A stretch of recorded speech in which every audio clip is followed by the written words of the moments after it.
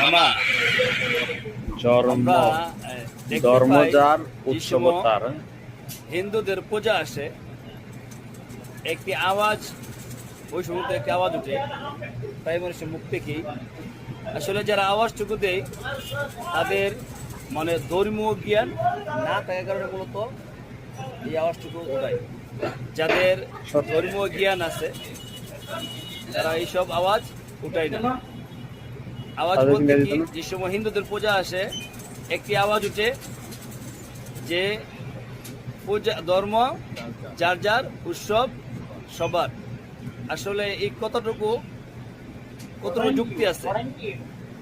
এখন যে আমাদের মুসলমানদের ঈদ উদযাপন করব, এখন কিন্তু এই শব্দটা উঠে না যে ঈদ যার যার, উৎসব সবার।